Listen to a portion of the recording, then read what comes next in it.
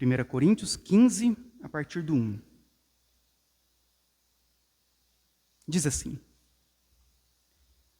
Irmãos, venho lembrar-vos o evangelho que vos anunciei, o qual recebestes, e no qual ainda perseverais. Por ele também sois salvos, se retiverdes a palavra, tal como vou-la preguei, a menos que tenhais crido em vão. Antes de tudo, vos entreguei o que também recebi, que Cristo morreu pelos nossos pecados, segundo as Escrituras, e que ele foi sepultado e ressuscitou ao terceiro dia, segundo as Escrituras.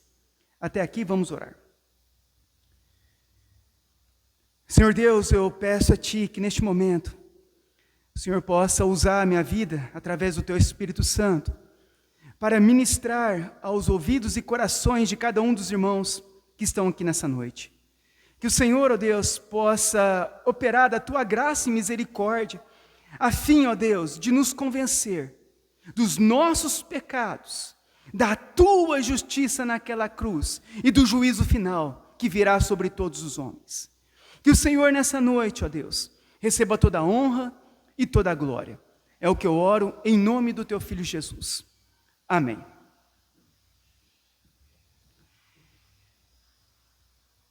Irmãos, a partir do capítulo 15, o apóstolo Paulo, ele vai mudar completamente o assunto de sua carta.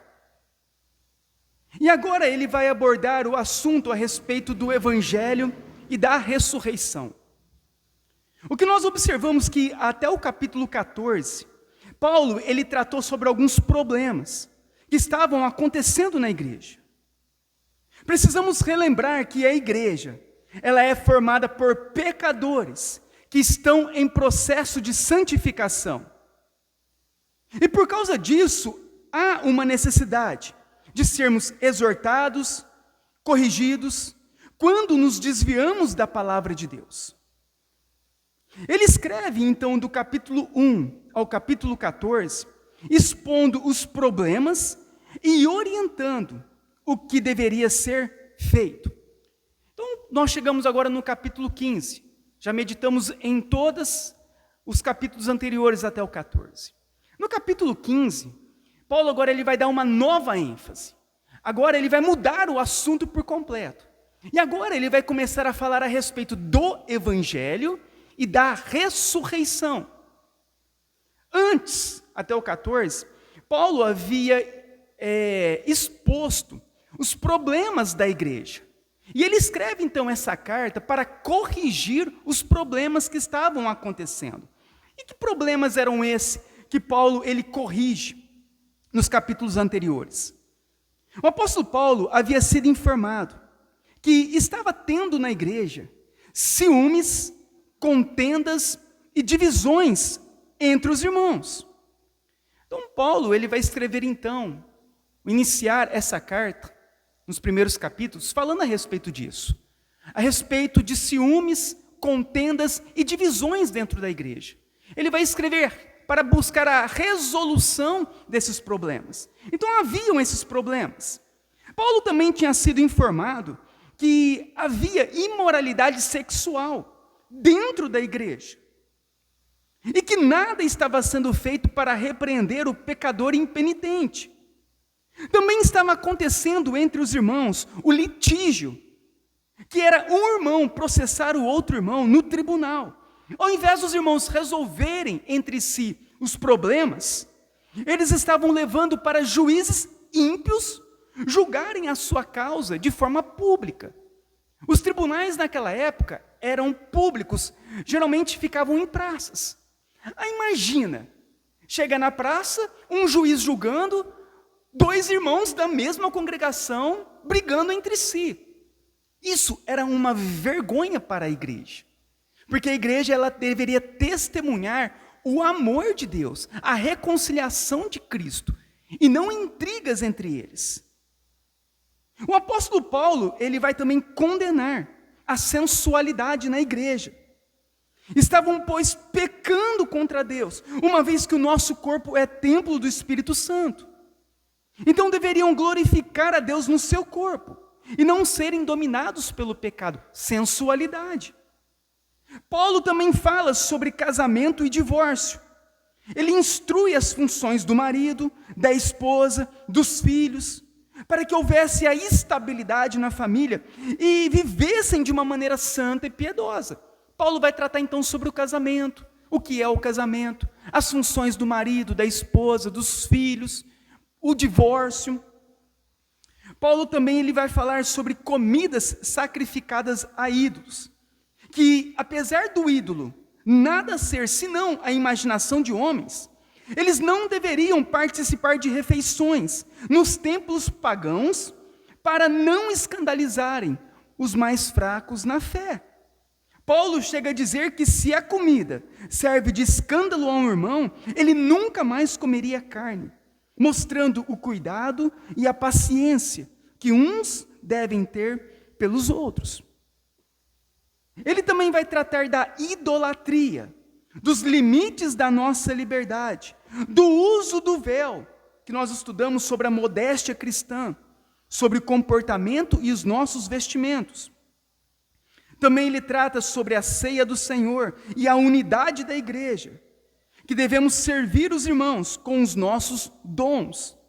No capítulo 13, ele fala sobre o amor, e no capítulo 14, ele termina falando sobre profecia, línguas e ordem no culto.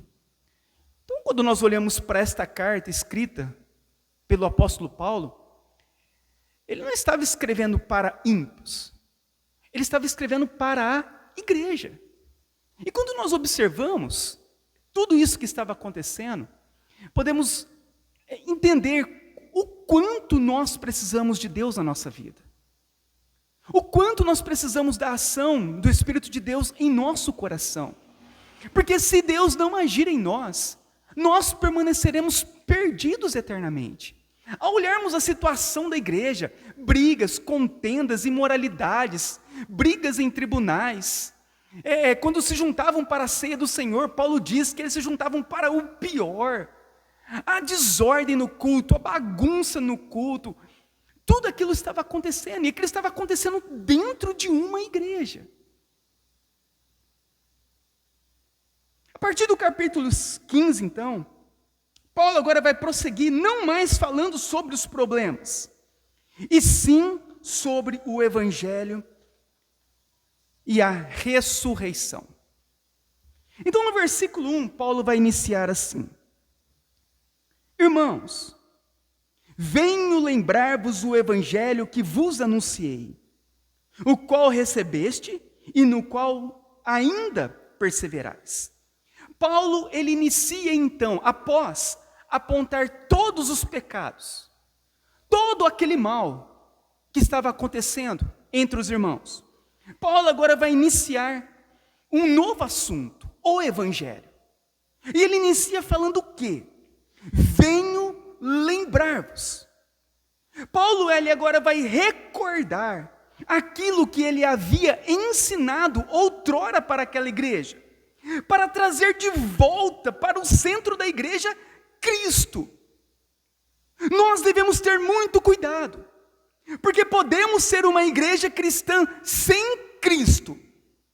Podemos nos reunir em nome de Cristo sem a presença de Cristo. Uma igreja que buscava, uma igreja que falava de Cristo, mas ao olharmos para a igreja, parecia que eles estavam sem Cristo. Tamanho o desvio moral, de conduta, de coração duro. E Paulo então ele fala assim: ó irmãos, eu venho lembrar-vos. Martinho Lutero diz que nós precisamos de ouvir o evangelho todos os dias, porque todos os dias nós nos esquecemos dele. Os problemas em nossas vidas começam quando? Quando nós nos afastamos de Cristo.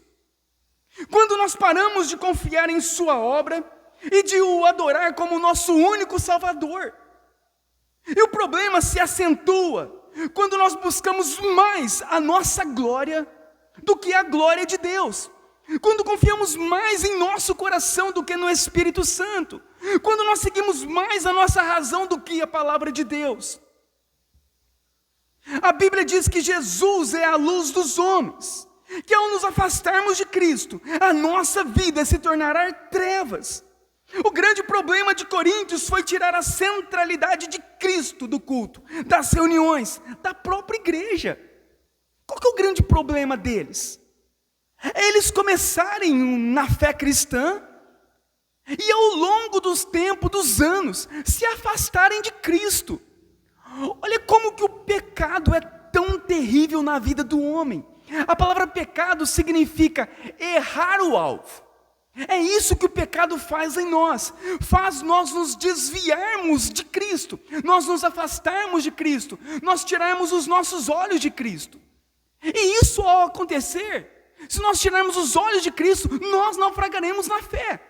Porque sem Ele, nada podemos fazer. Tudo está em Cristo. Ele é tudo que nós temos.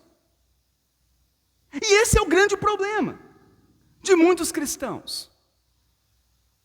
Irem em uma religião, seguirem uma igreja, mas estarem longe de Cristo. O que Paulo está falando? Irmãos, venham lembrar vocês. Venho lembrar o quê? Ele diz no versículo 1. Eu venho lembrar o Evangelho. A solução do problema dos homens, o que é? O Evangelho. O Evangelho é a única coisa que pode trazer solução para os nossos pecados. É a mensagem do Evangelho. Diante de todo aquele pecado, diante de tanto desvio da igreja, Paulo agora fala, eu venho lembrar a vocês a solução para os teus pecados, o Evangelho. E o que é o Evangelho? A palavra Evangelho significa boas novas, a boa notícia. Que boa notícia seria essa? Primeiramente, nós precisamos saber quem é Deus. E a Bíblia diz que Deus é santo e justo. Em sua santidade, Deus é totalmente separado do pecado. Deus não tem comunhão com o pecado. Deus odeia o pecado. Então, para nós entendermos o porquê que o Evangelho é uma boa notícia para a igreja, diante daquela situação, porque se nós olharmos ali para a situação da igreja de Corinto, nós não conseguimos ver uma situação, uma solução para aquele problema, devido ao tamanho desvio que eles tinham dos seus pecados, da sua vida pessoal. Mas quando nós nos voltamos para o Evangelho, as boas notícias, nós vamos entender então o porquê que o Evangelho é a solução. Primeiro nós precisamos de entender Deus. Quem é Deus? A Bíblia diz que Deus é santo. Santo significa separado do pecado. Ele não tem parte com o pecado.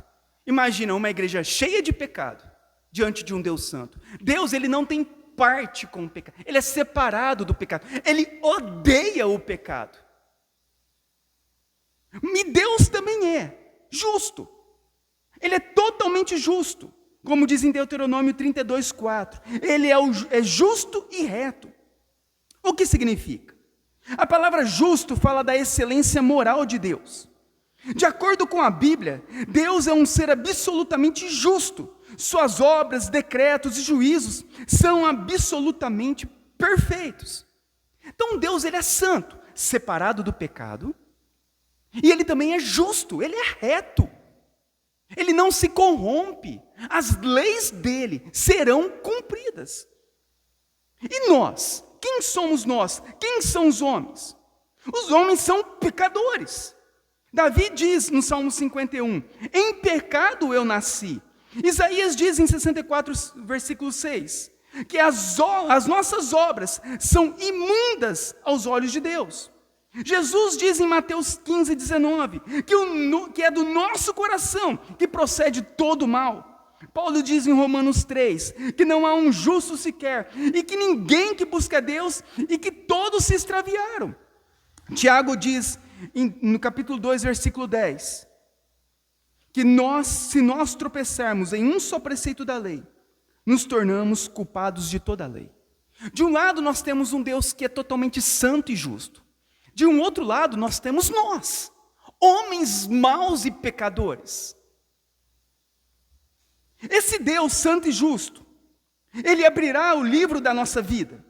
A nossa vida está sendo escrita em um livro. Você acha que Deus vai esquecer de algo? Você acha que Deus vai esquecer daquela mentira, daquela idolatria, daquela desobediência aos pais, daquele desrespeito ao marido, daquela briga com a esposa? Você acha que Deus vai se esquecer da prostituição, da pornografia, da mentira, da cobiça? Você acha que Deus vai se esquecer de alguma dessas coisas? De forma alguma. Tudo está sendo escrito em um livro. E esse livro será aberto no dia do julgamento de todos os homens. E esse Deus santo e justo, Ele nos julgará por aquilo que nós fizemos, pensamos, falamos e até nos omitimos. Sabemos que devíamos fazer e não fazemos. Omissão, pecado. Isso mostra para nós que todos serão condenados neste tribunal de Deus. Por ser santo, separado do pecado e ser justo, o juiz, nosso Deus, Ele julgará segundo a sua lei, e Ele não pode absolver pecadores, pois Ele deixaria de ser santo e deixaria de ser justo.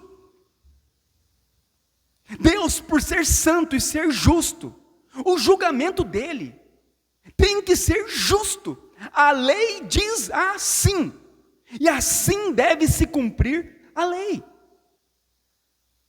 Quando nós olhamos um malfeitor em nossos dias, e vemos um homem mau, um homem que rouba, matou, assassinou, e é um réu confesso, ele fez aquilo mesmo, foi filmado, mostrou, ele falou, eu fiz isso mesmo.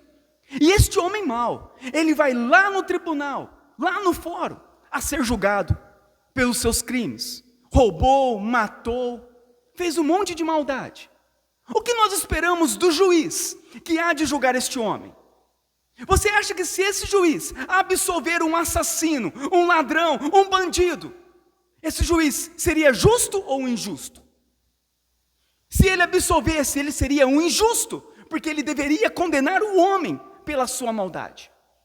Agora imagina nós comparecermos diante do tribunal de Deus, plenamente santo, sem mancha, sem pecado, que odeia o pecado.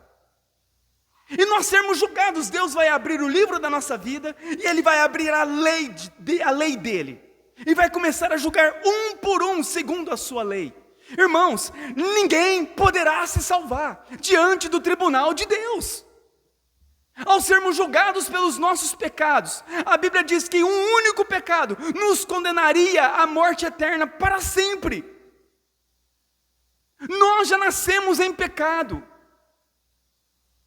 e nós seremos julgados pelos nossos pecados. Sabe quantos pecados Adão e Eva cometeram para serem expulsos do paraíso? 10, 20, 30. Nós durante a nossa vida cometeremos mais de 1000. Sabe quantos pecados eles cometeram? Um pecado. Um pecado foi suficiente para Deus tirar eles da sua presença, porque Deus é santo e Deus é justo. O que Ele falou? Não coma. E eles desobedeceram. Em sua santidade e em sua justiça, Deus expulsa aqueles homens da sua presença.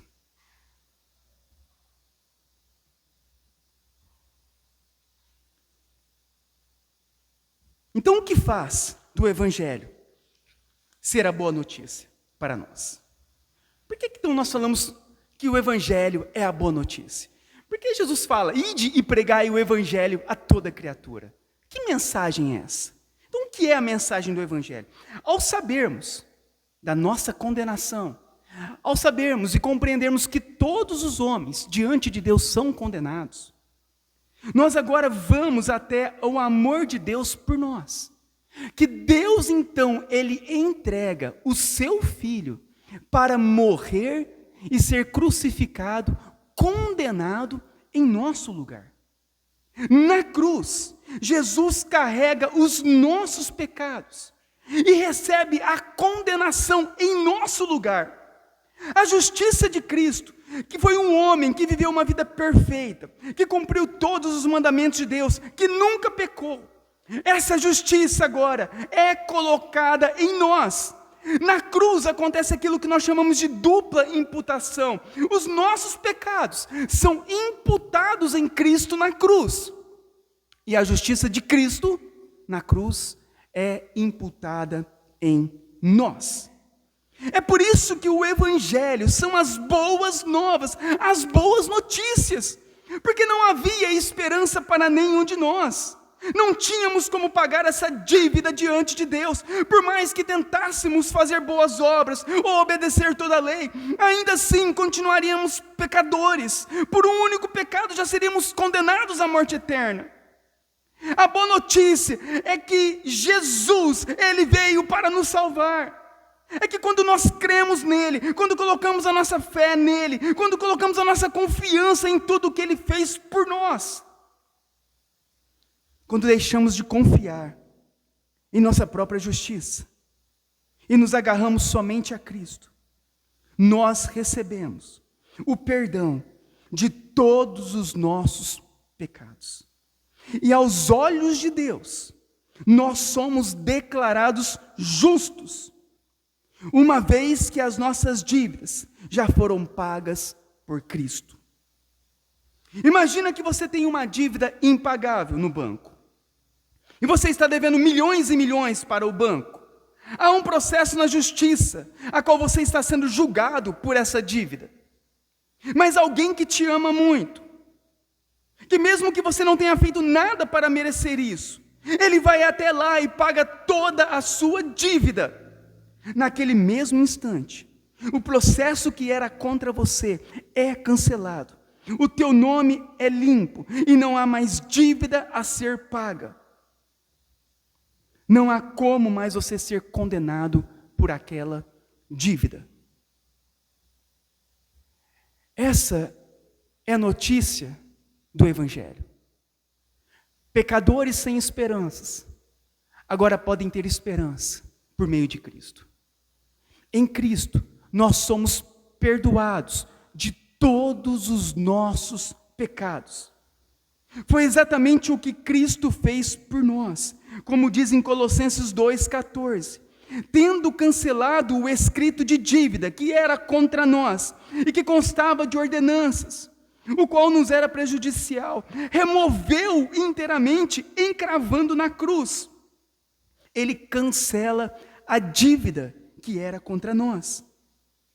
Ele nos amou e cancelou todo o escrito de dívida que era contra nós. E por causa disso, não há mais condenação para aqueles que estão em Cristo Jesus, como Paulo diz em Romanos 1.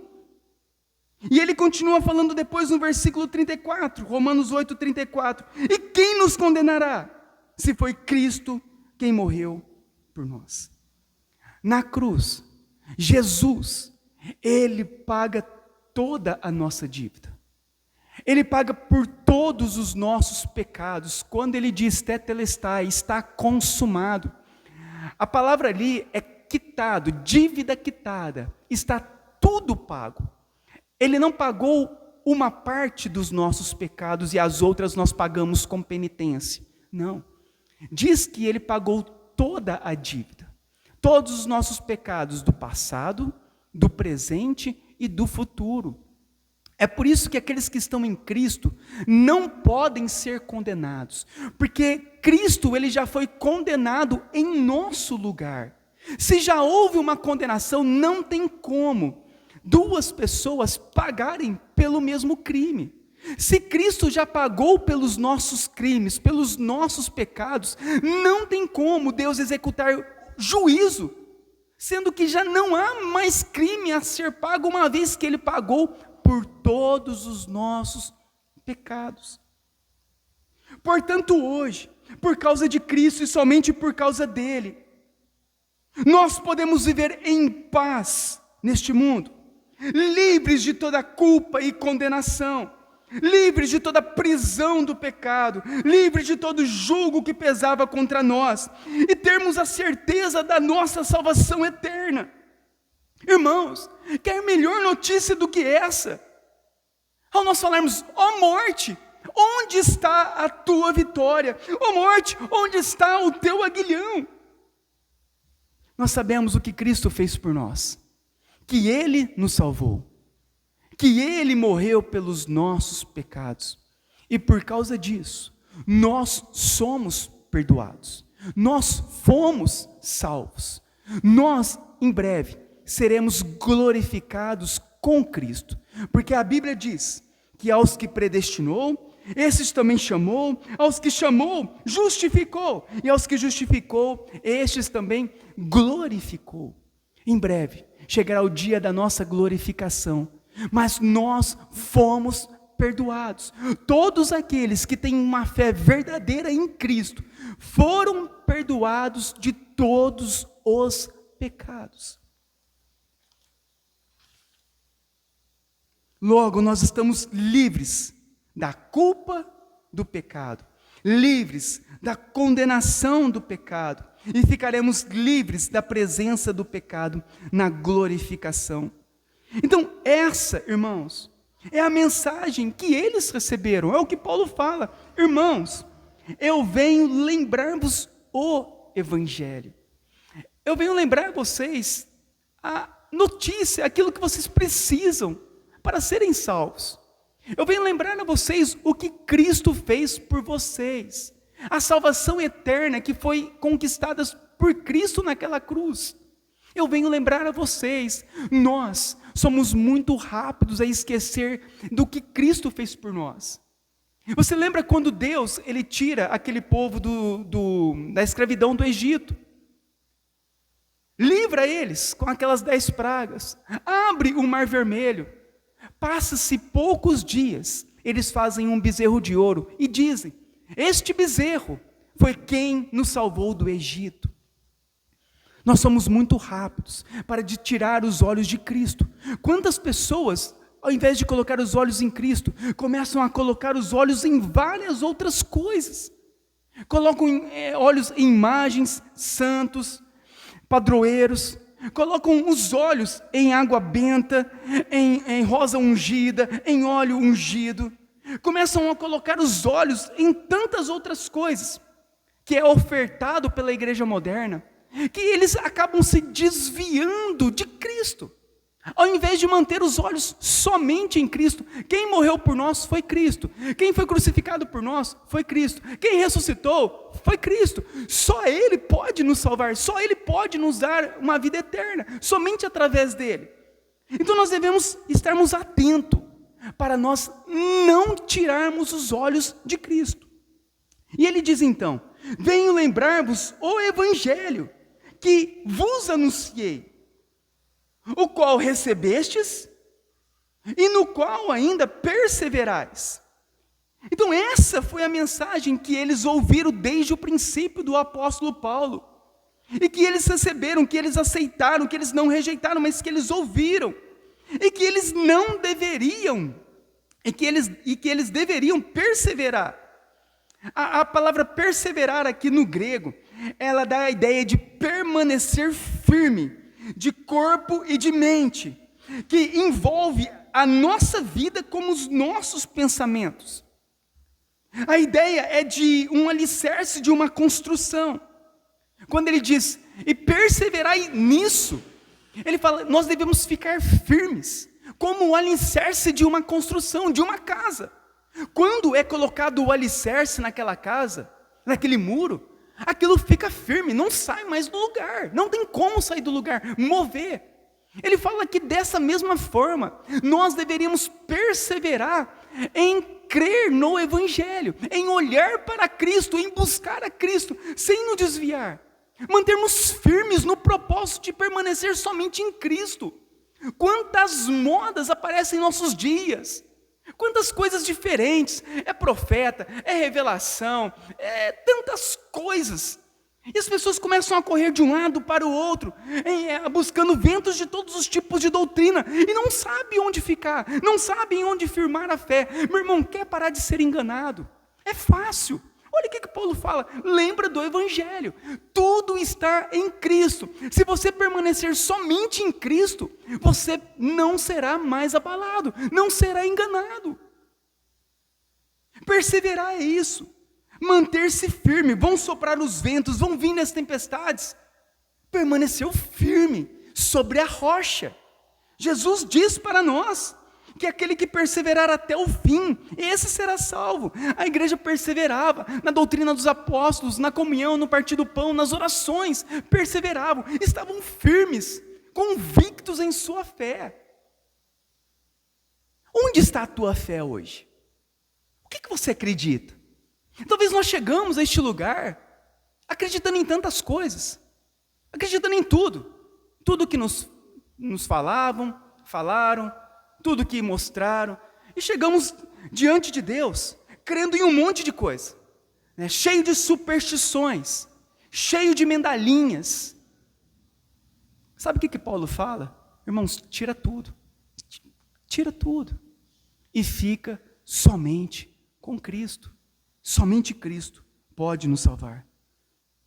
E esse perseveravam, ele tem a ideia tanto de nós colocarmos o nosso pé sobre a rocha, de ficarmos firmes, como também dos nossos pensamentos. Os nossos pensamentos, a nossa mente é um lugar de batalha.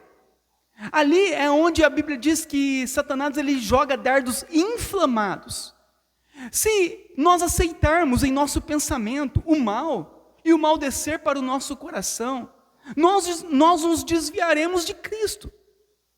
É por isso que esse perseverar, permanecer firme, é permanecer firme por completo. Não é permanecer firme em seguir uma religião.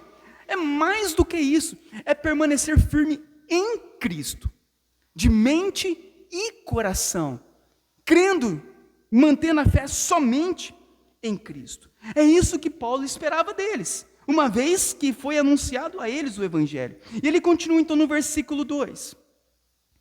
Por ele também sois salvos. Por ele quem? Por meio da pregação do Evangelho, ou seja, por meio do anúncio da cruz de Cristo. Nós somos salvos, se retivermos a palavra, tal como vou-la preguei. A menos que tenha escrito em vão. O que ele fala? Que por meio do Evangelho, é que nós somos salvos. Não é por meio de boas obras, não é por meio do que nós fazemos, mas é por meio daquilo que Cristo fez por nós. Quando nós cremos em Cristo e mantemos então a nossa fé em Cristo, nós somos salvos. Se realmente nós retivermos isso em nosso coração, como foi ensinado. Não adianta nós criarmos um ídolo segundo a nossa imaginação. Não adianta nós chegarmos aqui e ouvirmos, é somente Cristo. Mas chegar lá fora, nós não retermos isso. E nós colocarmos um monte de outros apetrechos junto com Cristo. E nós falarmos igual o catolicismo romano. Não, é Cristo, mas tem os sacramentos. Se você não obedecer os sacramentos, você não vai para o céu. É Cristo, mas os dogmas papais. Não, é Cristo e mais Maria. Não, é Cristo e mais as boas obras. É Cristo, mas depois tem o purgatório. É Cristo, mas se você não batizar, você não vai ser salvo. Então no catolicismo romano é isso. É Cristo e mais um monte de coisas. Mas a Bíblia diz que não.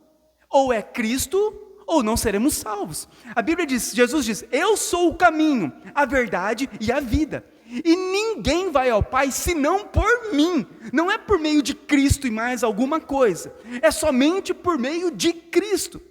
Ou Cristo é tudo para nós, ou Ele é nada. Somente Ele pode nos salvar. João Calvino diz que a mente do homem é como um depósito de idolatria e superstições. De modo que se o homem confiar em sua própria mente, é certo que ele abandonará a Deus e inventará um ídolo, segundo a sua própria razão. Nós somos rápidos para fazer deuses segundo o nosso coração enganoso. E nós devemos permanecer somente em Cristo. No versículo 2, então, ele diz que nós seríamos salvos se nós guardássemos o Evangelho, lembrássemos que somos pecadores, Deus é santo e justo, e somente Cristo pode ser o mediador entre Deus e os homens, o nosso Salvador. Se realmente a fé deles permanecesse nisso que Paulo havia anunciado, se eles retivessem a palavra de Deus, conforme anunciado por Paulo, sem aumentar nada e sem tirar nada. Como vô-la preguei. Se nós mudarmos algo da Bíblia, a nossa fé, ela acaba se tornando em vão. Porque nós vamos adorar um Deus que nós estamos criando. Por isso que Paulo diz, conforme eu vos anunciei, Cristo morreu por nós, ainda pecadores. Ele deu a sua vida por nós, para nos salvar de todos os nossos pecados. E somente por meio dele, nós podemos ter a vida eterna e o perdão de todos os pecados. No versículo 3 e 4, Paulo diz assim: antes de tudo, eu vos entreguei o que também recebi, que Cristo morreu pelos nossos pecados, segundo as Escrituras, e que foi sepultado e ressuscitou ao terceiro dia, segundo as Escrituras. Ele havia ensinado, Paulo, a mesma mensagem que ele havia recebido de Cristo e dos outros apóstolos. Ele diz que ele estava entregando aquilo que ele também recebeu, mostrando que o ensino dele não era um novo ensino, não era uma nova revelação, não era uma interpretação particular dele das Escrituras, mas que tudo o que ele estava repassando para a igreja e ensinando era exatamente aquilo que Cristo havia ensinado, que os apóstolos haviam ensinado e que as Escrituras haviam ensinado. Por isso ele diz: Cristo morreu pelos nossos pecados, segundo a Escritura. Isso está em Salmos 22, 15. E que Cristo foi sepultado e ressuscitou ao terceiro dia. E também segundo as Escrituras. Isso está escrito em Salmos 16, 10. Cristo morreu pelos nossos pecados.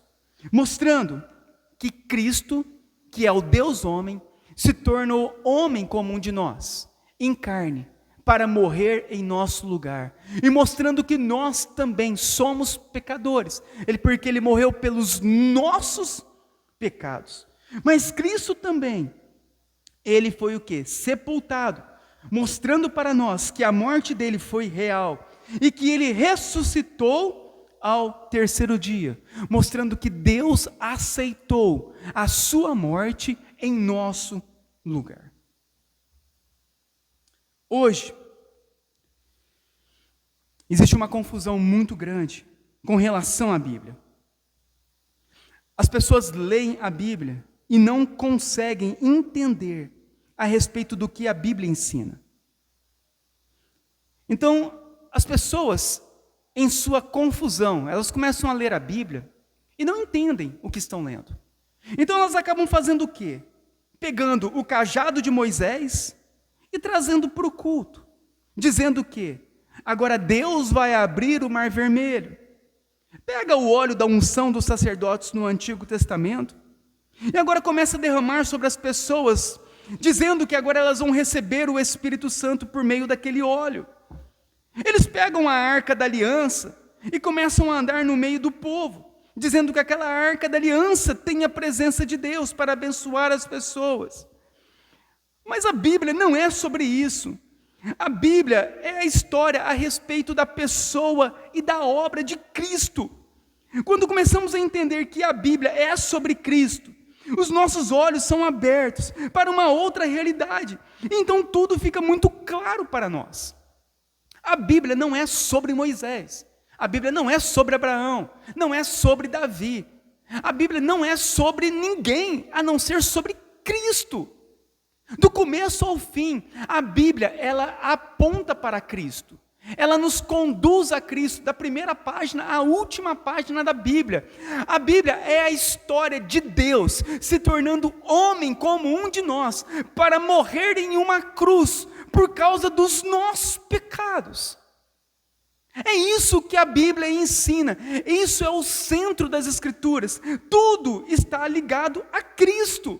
Porque somente por meio dele nós podemos ser salvos. Não é por meio de Abraão, não é por meio de Moisés, não é as pedras de Davi, não é Apolo, é Cristo. Por isso que Paulo fala, eu venho vos lembrar de Cristo, porque Cristo é o único que pode te salvar.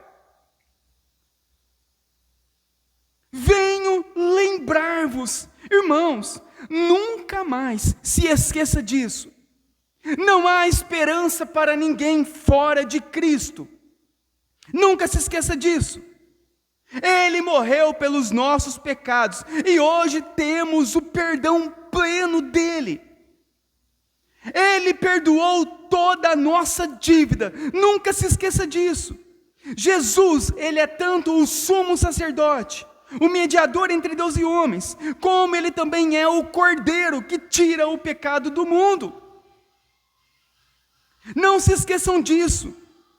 Haverá um julgamento eterno e todos comparecerão diante do tribunal de Deus para serem julgados pelas suas obras. Não se esqueçam disso.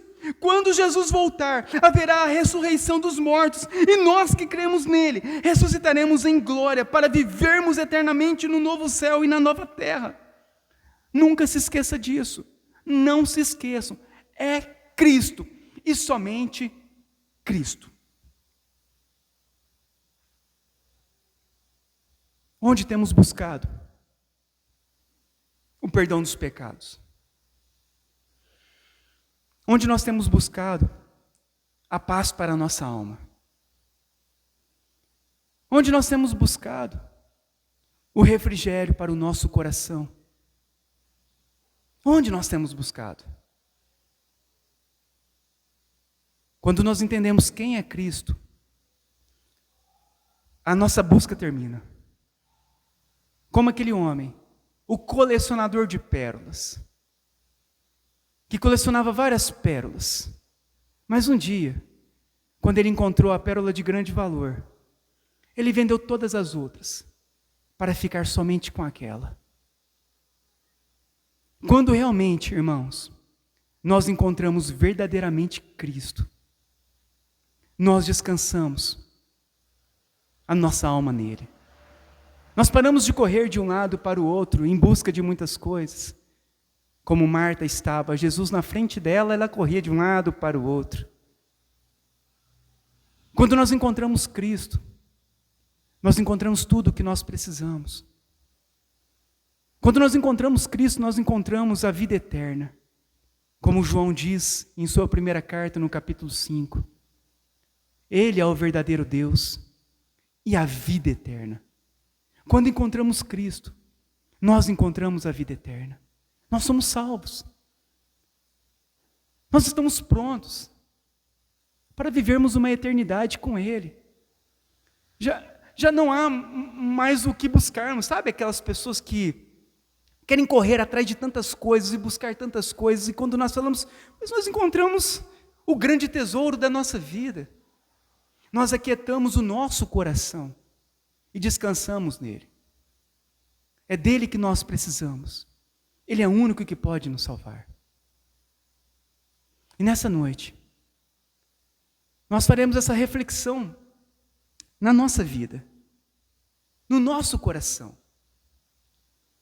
Será que nós realmente encontramos Cristo? Será que realmente nós estamos em busca do quê ao virmos a este lugar? Talvez nós chegamos aqui em busca de muitas coisas. Mas será que nós encontramos Cristo em nossa vida? E é uma noite para nós refletirmos a isso, porque Jesus diz que todo aquele que buscar, encontrará. Então, se nós viemos aqui, talvez até desviados do nosso entendimento bíblico, mas ao ouvirmos o Evangelho, que nós possamos nessa noite confessar Cristo em nossa vida, descansar na obra dele e podermos desfrutar em vida a salvação. Enquanto o mundo não sabe para onde vai, enquanto muitos religiosos não sabem sobre sua salvação, sobre sua eternidade, nós, os cristãos, que ouvimos o Evangelho, nós temos certeza que vamos para o céu, porque Cristo morreu por todos os nossos pecados. Não há mais dívida a ser cobrada de nós. Por isso eu convido os irmãos a curvar a cabeça neste momento, a fechar os olhos. E você perguntar para você mesmo: você é salvo? Você tem certeza da tua salvação? Você confia plenamente em Cristo? Você se agarrou totalmente à cruz de Cristo